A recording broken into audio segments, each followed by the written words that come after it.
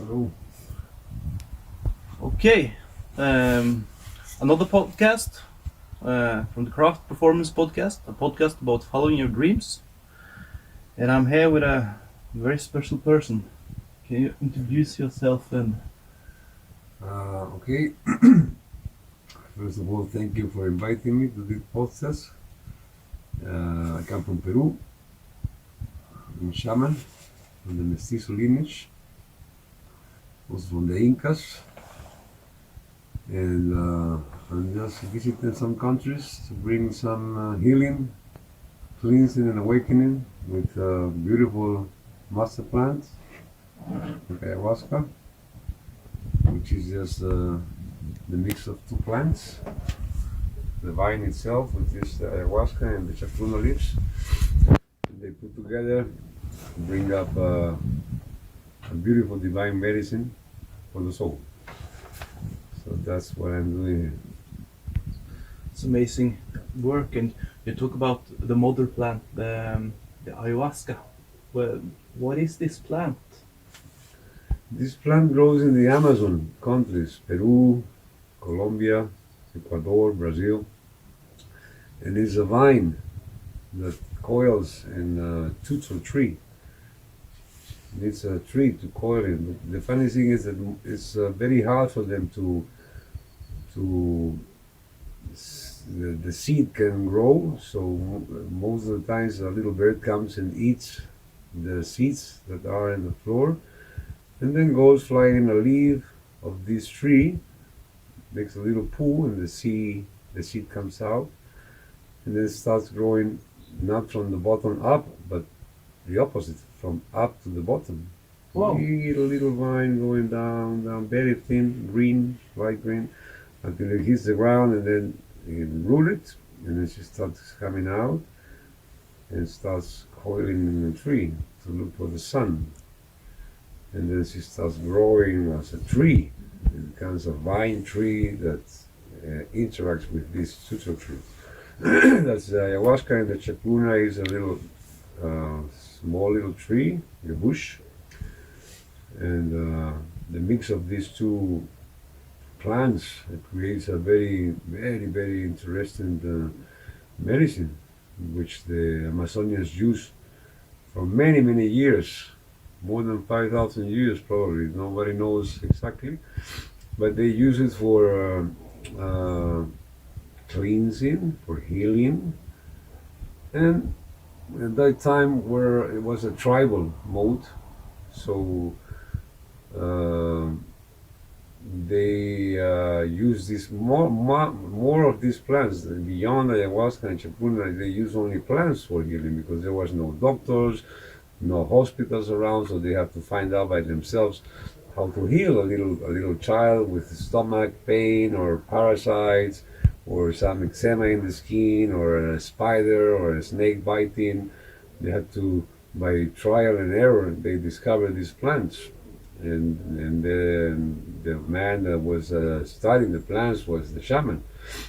Of course, then later there's no exactly knowledge of how they could find the information that these two plants together among more than 150,000 plants in the Amazon species. This is amazing. This is amazing. This is wow. just, Wow. yeah. So how can you do? Mix this one with that one in between 1,000 and 50,000, 150,000. So some stories say that the plant itself came in a vision for this elder man. Some others says that there was a shaman already and he was about to die, old. So all the community came to him and asked him, "But what are we going to do when you pass away? Who's going to heal us and teach us?" And he said, "Okay, when I die, you put me by the side of the tree, and then when you see this little vine coming up and coiling, that will be me. But that will be not enough. So when my wife passes away, then you put her by my side, and then this bush will grow, and when you mix us both, we will be here again." Wow. It's a beautiful story. Yeah. And I understand that you, it's kind of a brew. It's a brew. You Yeah. have to cook the vine. Is mashed with a wooden piece and like a fiber, and then you pick up the leaves at a certain age, and then you put them both with water, and there's nothing chemical, no other ingredient but two plants. The vine, smash the leaves, and then you boil it and cook it for hours and hours and hours until you get this fruit. It's amazing, and yeah, just wow. You take the plant Mm-hmm. and you take this tree, Leaves. the leaves, and you say the leaves has to be the right age. A certain age. Yeah. Yeah, because if you take them too soon, then the components of this plant is not ready, so Yeah. nothing happens. Mainly the ayahuasca has a MAO, an enzyme inhibitor. So, and the leaves have this chemical component that opens your mind. But if you don't put the MAO, then you only take the leaves, which has this alkaloid. Then your pancreas releases enzymes, and then it takes care of that, and nothing happens. So they interact. They work together, right? They work together as sisters.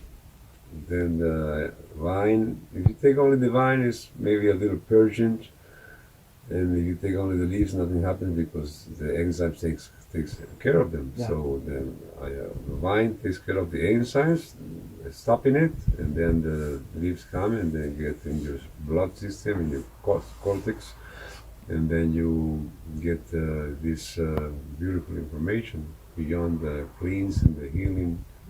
Yeah. And at that time, it was used only by the elite of the tribes or communities. Nobody was allowed to take this sacred. They are called sacred master plants. They teach you. Every plant has a spirit. There are major spirits and secondary spirits, and you can feel the spirit of the plant when you drink this. It's a tea. Yeah. So yeah, and that's more or less the story about these plants. Wow. And this plant, this brew mixed together, it makes this feminine being and energy. This mother, the mother ayahuasca. Can you talk more about Yeah. this? Well, it is called the mother or the grandmother sometimes because it's a spirit that comes to you. It's not a dream. You're with your eyes open, and even then you can see this beautiful face, feminine face, with beautiful features, kind and tender, but also a mother, so she sometimes takes care of your bad behaviors and make you aware of them. Yeah. And also she makes you have a look in your pain and your sadness and your wounds, and by a way of cleansing through the body in many ways, purging, crying, sweating, or toilet, then all these energies that we are not aware of start coming out of our system energetically. We have an etherical body that we don't feel, and then you're amazed on how much you can purge, and you have nothing in your stomach, it's empty, but it keeps coming and coming, and then you are aware of what is coming out, all this sadness, this pain, these sorrows. Once you see where is the origin of this pain, then you get healed and you get rid of it forever. And that is what this mother helps you through. The mother shows you. The mother just drops the veil because we cannot see. She drops the veil for you, and then you can see inside all your history. She takes you back in time when you're a child, even back, more back, past lives, Sometimes you can see yourself in the uterus, in the womb of your mother, and even your ancestors come at one point and talk to you. So it's a bridge to connect this reality with another reality where everybody that takes this tea goes, and it's just for a couple of hours and then you're here again, but with beautiful information for your life, totally cleansed, healed, and ready for a new start. Yeah. Wow. And she's also called the mother because sometimes it's very hard to go through, and she's there telling you what to do, and at the end she really feels like the mother is just soothing you and hugging you and saying, it's okay, it's good, this is good work. Wow. Wow. And you say that earlier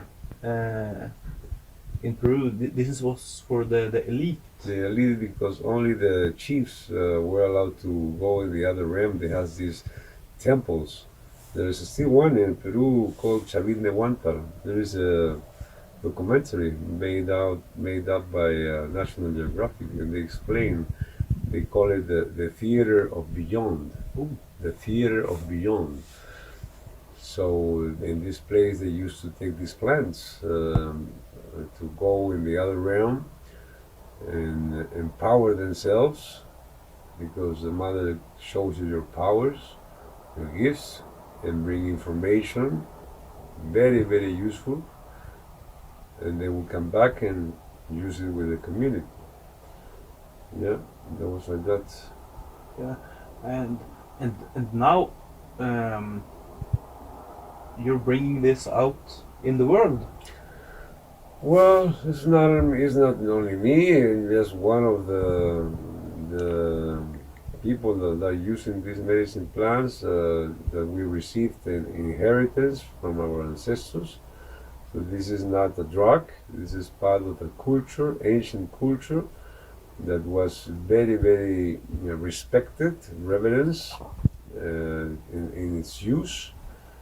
You even when before cutting the vine, you have to ask for permission and ask for forgiveness, because you're going to use this in a very good way for healing people, and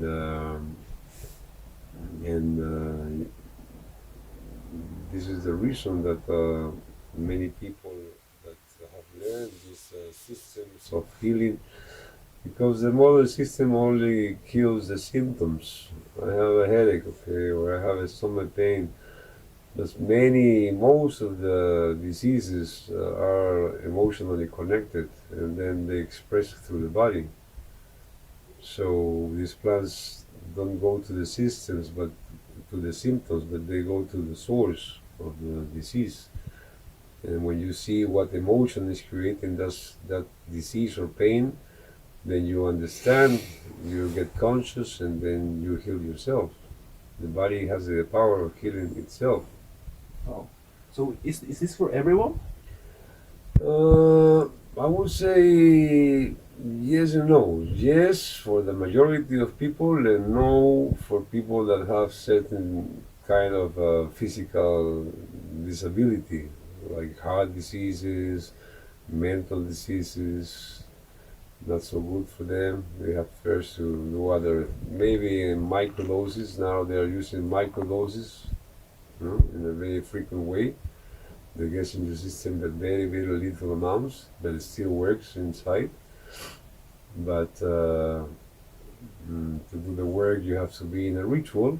This is a ritual for the spirit. You communicate with the other world. You go out of this reality. You go beyond space and time, and you're there in this realm, which is most of the times the Amazon, because that's the mother's house. So she takes you there, and you will see there's no Amazon in Europe, but everybody goes there. Not even having been once in the Amazon, they are in the Amazon. With the birds and the anaconda and the otorongo and the felines, and then the whole journey starts. After that, being there, you're taking in your own personal journey, dealing with all what you have brought before taking the tea. You have to face hard things sometimes, heal yourself, understand why are you here, or what all the things that you have done, or that other people did to you. Wow. And the mother allows you to see this like like a movie. It's just like a movie, and you will see yourself as a 3-year-old kid, and things happening to you, and you are not aware because the mind is very wise. The mind, if there's pain, the mind is like put it under the rug, and then you never remember anymore. It's very, very deep and in your unconscious. So what this plant do is takes out the rug and says, you look, you have to clean them. There is the pain, and then you can see the pain and get rid of it. Wow. Mm. Yeah, you're saying. I understand. It's and also an individual. It's really individual, and the things you're saying now. Is it some similarities? Is it something like different people often experience with this medicine? I would say yes. I mean, the whole movie is very large, so people get bits and pieces. Some people go to the creation of the universe, some people see the story of the earth, and that is only the big picture, and then you go to the small picture, which is your own life, and everybody goes through his own life, which is very personal. And you deal with all your issues. I cannot have the same issues like you. We come from different cultures, different families, different understanding, different vision of the world, of life, and we have a different approach, and so we have different things to sort out. You know. So how do you know when you're possibly ready for the mother of this experience, this healing? How do you know, or can you know? Well, in my experience of years of working with these plants, it's a call that you hear somehow. Sometimes the direct call, or you hear something about this ayahuasca world, and you see, what is this? And then you start reading something, and then boom, I'm going to do this. Wow. And sometimes it's through a third person that has been through the experience, and then you can see the transformation of this, totally transformation with happiness, joy, shining. And then you go, what do you do? And then he explains, I did this and this and that, and then I want to do that too. So the mother has her ways to get people come to her. Wow.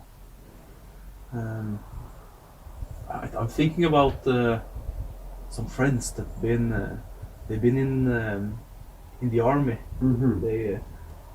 They experienced like war, and I think from wherever you are in the world, war is absolutely no good. But I think with a Norwegian mind, where it's so safe.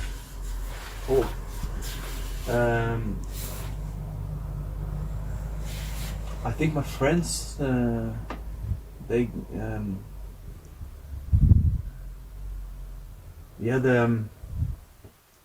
I think maybe the war gets to them more.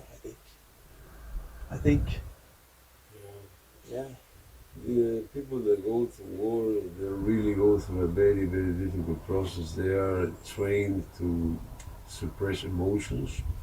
You have to kill another human being, suppress hungerness, suppress pain, suppress sadness for leaving your family behind. And then when they come back, they're totally broken. They try to fit in again and they cannot. These images always come back, and the blood and the killing and the shouting and your best friend dying in your hands. So that is very, very, very heavy, and it creates a PTSD disorder, post-traumatic disorder. And it has been proven that this is a very, very good medicine for that disorder. Really good.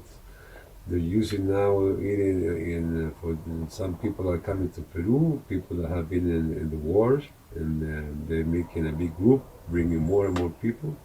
Bring in the veterans to do the medicine. Sorry? Yeah, they bring the war veterans in. They come to Yeah, Peru, yeah. yeah. Wow. And also they're using now in prisons to rehabilitate the criminals. Because what this plant do is she makes you face what you have done in your life. Even a criminal, he can see the right time when he was doing this, and he sees, what have I done? I mean, and the same healing happens in deep in the soul, and you cannot put a prison or a prisoner that has been released into society because he will go back again. Every action has a spirit. If you kill somebody, the spirit of the crime gets in you, deep inside. Yeah. And you don't know, you're a slave. It's like you're a bull being pulled by a ring in the nose. And then you kill again, and it's so easy. You kill again because you're taken. Yeah. Or the spirit of the rapist, or the spirit of the thief, or it's like that. So they don't know. Everything has an energy and a spirit, any action. So that is why they have been doing this in the prisons in Brazil with excellent results, and people really can go back as a new person to restart their lives. Wow. Yeah. And what about addiction? Like you're saying, you're pulling the bull in the ring Mm-hmm. and in the nose, and you pull it. Yeah, and addiction is kind of the same thing. It's totally the same thing. It's one of the worst spirits that you can get because that energy is really, really rooted. It's like the emotions come in this area and it goes really, really deep. And I can feel during the process how it's cleansed and it's hard to let it out. So I help them out, and it comes sometimes by pieces until it's all gone. And then it's totally transformed, and the addictions they really go stay. You get rid of them. Heroin, morphine, marijuana, cocaine, crack, all these drugs are really bad and growing so fast. And thanks God we have these plans to make a counteraction, and they really get healed in 1 month, 2 months, not even going in rehab. They don't go back again. Wow. Because the rehab houses, they treat you with religion or with suppression, and then you have a very big possibility to fall down again. Here you don't need repression of religion because religion needs faith. I'm not against religion. It's very good for many people. But here you go to the realm that you it's not a make believe. You're there. You hear. You feel. You sense. You smell. So these addictions, when you see how the addiction started, then you understand why it happened. And then most of the addictions come from childhood. Missing your parents, child abuse, bad parenthood, abandonment, pain, loneliness, not fitting in. I know because I talk with the people that come before the ceremony, and oh, this is really, really sad. Really sad. And so when you understand where the pain comes from, then you heal yourself, you understand, and then I don't need this anymore. I know. So why I don't need it?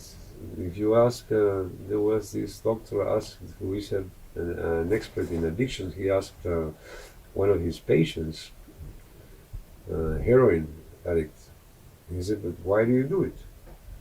And he said, because when I do it, I can feel I'm a little kid in my mother's arms again.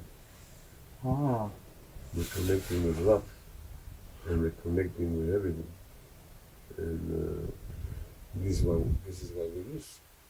And this is what comes back to us through the use of these plants. Wow. The way you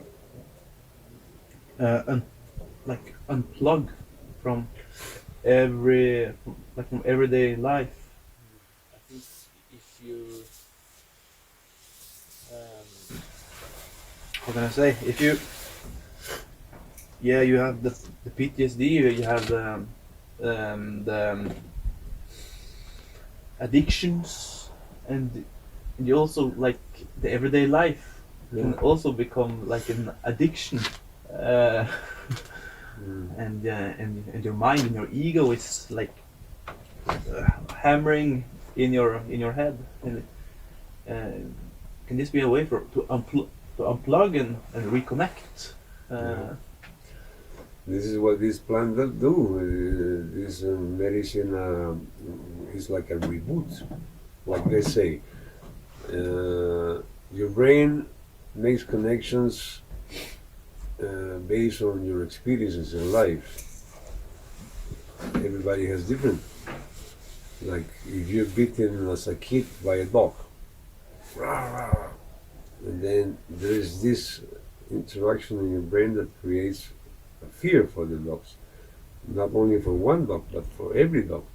You go in panic when the dog is approaching, because this comes from your childhood or even when you're a grown-up. And then you will always fear this, what created the pain. So what this plant do is they reboot and create a bypass of that connection, and that connection is not there anymore, and then you face a dog and there's no more fear anymore. That's how that works. So yeah, there's a way to disconnect from the matrix, from what the system, which is going back to yourself, to your inner self. The ego is not who you are. The ego is created by your magic brain. Or when you think you are, we think that we are what we do, or what we have. And we crave for doing and having instead of craving for being. You can be, you can do, or you can have. Sometimes people do to have, and then they can be. Yeah. That is totally the opposite. First be, and then you do what you love, and then you will always have. Oh, wow. Wow, amazing. And everything this mother teaches you in a like a feminine way. Like she's like the mother guiding you, like taking the child by his hand and showing you all this. And she can be she can be gentle, but she can also like really look at this. Like she can Don't go back there again, you little bad boy. Yeah. I'm gonna spank you. Yeah, put you in your place. And she does. Yeah. Well, that's what a mother does. The mother doesn't have to be nice all the time. I'm your mother and I can do this. So go down. You know about that. Oh yeah. Wow. So as I said, this is a ritual, magical ritual. Respect, reverence, so much humbleness, because the mother shows you that you think you're big rig, and then hey, look again, you're this little ant. This is not you. But then in the back she's look again, and then you can see this divine, beautiful light. It's full of love, and wow, it's just, and then you understand and you cry and you go on your knees, so humble, really think nobody can make you see this. Nobody, not a psychiatrist, not a psychologist. It's something very different. Only when you go through it you understand, and then you come back really being who you are, and your ego is gone. Wow. Wow. The ego is bad for you, for and even worse for couples, because there's always who has the reason. Me, you did this to me. No, it's always about me and who's stronger, who has the reason, who has the money, whatever. There's the ego. So going through this experience as a couple could be It's very good. yeah. But also to be very careful. Well, I don't think careful because what needs to happen will happen anyway. Oh, yeah. So I have seen many couples come in and the mother shows them, and after a while they split Mm. because they can see farther that it's just a routine, a clinging, not real love. Yeah. And if the love is there, that couple really fuse and merge into one thing that flows. Nothing can break it. Really conviction and understanding and love each both ways. Good, very good for families also. I've been in many families and how the magic that it heals in it. Many families are, every individual is sick, but then there are families that are also sick as a group. And then this man heals the family, heals every wound of the part of the family, and then they really can be a healthy family. Wow. Yeah. This makes me think about like you talked about in the start, like 5,000 years ago, in the jungle, when I think like the tribes go into this experience. And I remember you said that they were going to cleanse, going to do their work, and that's really beautiful. Wow, it's really beautiful. As I said, in the Amazon they use it for healing. There was no hospitals or the word shaman comes. It's not Latin. It comes from a tribe, Tingus tribe in Siberia. Shaman means the one who knows. Most likely the elder. So the one who knows what, how to open the door and communicate with the spirits, how to read the nature and feel when is it going to be a rainy season or when is it going to be a good hunting season. They just know. And how to heal a little kid because the mother brings him and can you heal him, and okay, he looks at him, maybe drink a little bit of this medicine, and this is what they did. And it was like an x-ray. The shaman will drink the tea and then he could see through this little boy and what was the pain, the disease, and then he will prescribe this or that plant. So then the shaman was the powerful member, not that powerful that he was more than any other, but he was the healer to heal people, not only the body but the soul and the mind and the heart. And here, the one can see beyond what is going to happen. That tribe is going to attack us. We have to prepare. He could feel things coming before they happen. And then the warrior, of course, during the ritual, the warrior comes into life. And of course the maestro. So there's four legs. The maestro, who is the one that teaches and explains things to the community. So the four legs are the healer, the maestro, the seer, and the warrior. That is a shaman. Yeah. Very few people can have the four legs. Very few. I'm not saying I have the four legs. I don't know. I just know what I know. Powerful stuff you're bringing. Wow. Wow. Thanks so much for this great talk and taking me and everyone listening through this this experience with the mother, Mother Ayahuasca. Yeah, mother is very happy to be now in other countries. She was always in the Amazon, but now she's go all over the world. I don't know what's going to happen in the future, but the more people that comes, the better for humanity.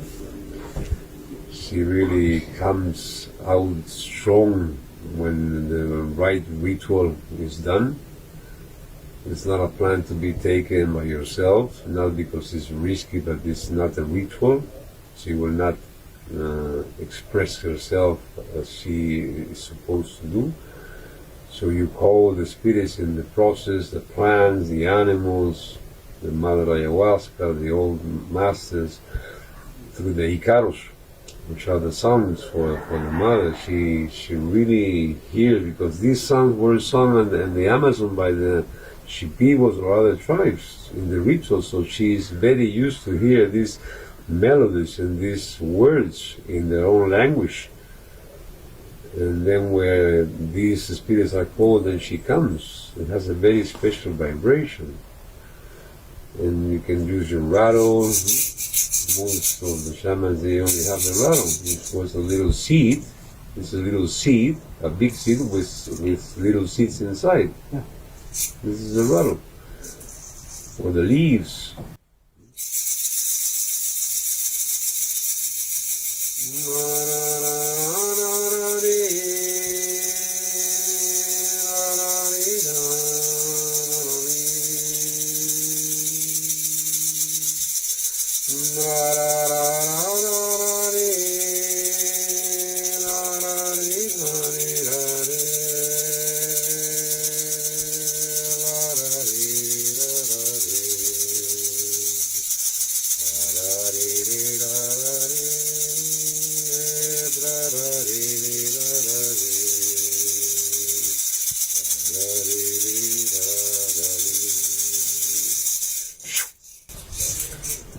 This is a little piece of the vibration that you need to bring them out.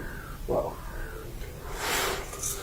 And I would like to thank you for inviting me to this little interview. I hope it really gets to the heart of the people, and it will be very good to consider. Not everybody is ready, you will feel the call. Thank you.